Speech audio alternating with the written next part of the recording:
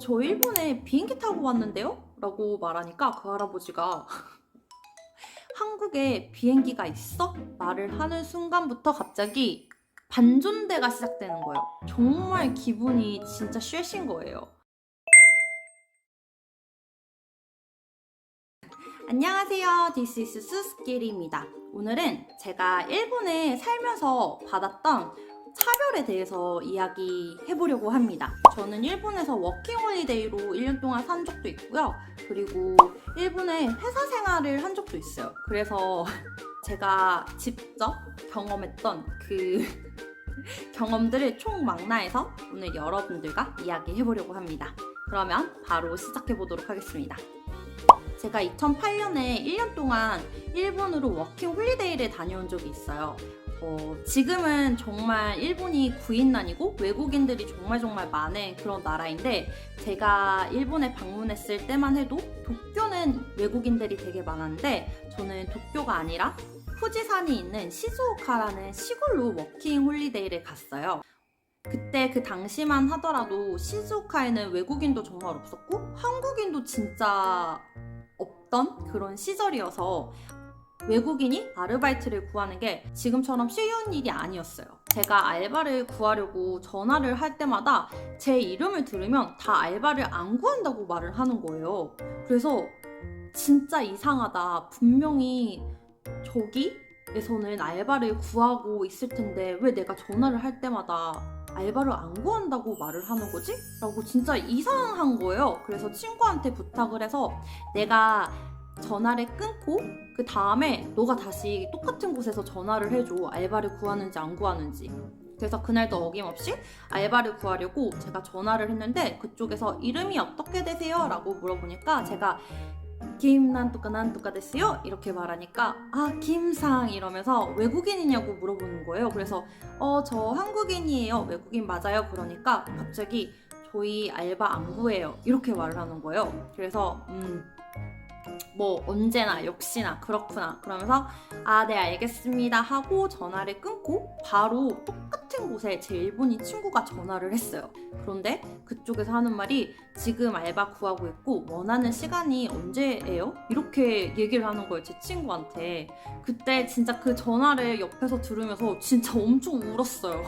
너무 억울한 거예요. 제가 일을 못해서 알바를 못 구하는 것도 아니고 면접을 볼 수 있는 기회조차도 없었고 그냥 제 이름을 듣고 제가 외국인이라는 이유 그 하나만으로 알바를 구할 수 없다는 그 사실이, 그 현실이 진짜 너무 슬펐어요. 이거는 정말 가장 제가 일본에 살면서 가장 혐한에 진짜 완전히 뼈저리게 느낀 그런 순간이 있었는데요.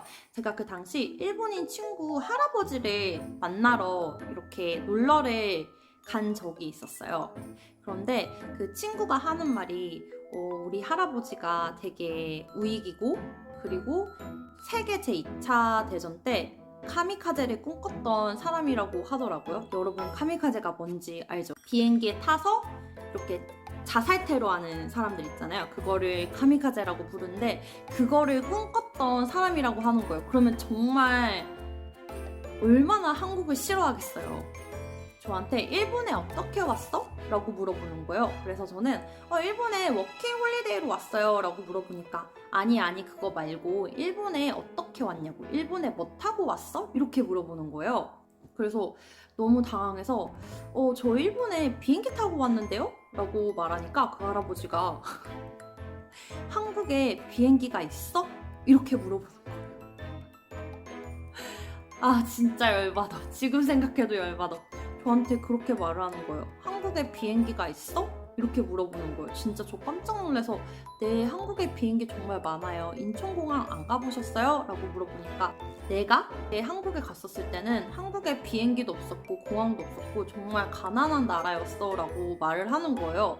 제가 그 할아버지한테 할아버지 지금 한국에 가면 일본보다 훨씬 더 좋고 인천공항도 세계적으로 정말 유명하고 큰 공항이라고, 나중에 꼭 한번 일본에서 비행기 타고 한국으로 가보세요 라고 말하긴 했는데 정말 그때 진짜 짜증났어요. 아니 어떻게 그런 무례한 질문과 그런 무례한 말을 할 수 있는지, 뭐 그 할아버지가 진짜 너무 나이가 많이 드셔서 예전에 그 못 살았던 한국의 모습만 생각해서 그렇게 저에게 말을 했을 수도 있겠지만, 진짜 그런 말은 자기 스스로 혼자서만 생각해야지, 그거를 한국인인 저에게 말을 한다는 사실은 그냥 저를 무시한다는 거잖아요. 한국에서 왔기 때문에.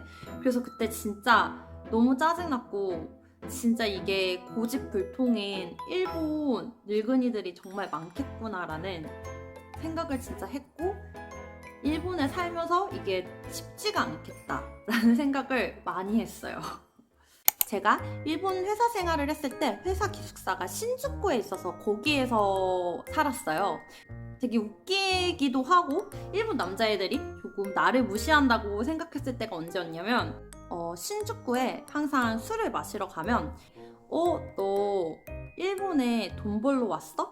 너 한국에서 좀 잘 못 살고 돈이 넉넉지가 않아서 여기에 애나버리 하러 온 거야? 이런 식으로 저한테 말을 하는 거예요.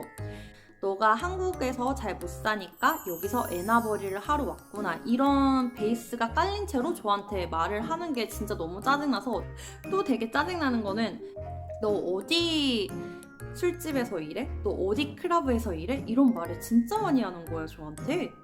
그래서 나중에는 나 일본 회사 안 다니고 저기 클럽에 내가 넘버원이야, 너 진짜 오늘 고맙게 생각해, 너 나랑 공짜로 술 마시는 거잖아, 이렇게 말하면 또 다 믿어요. 아, 너가 그 술집의 넘버원이구나.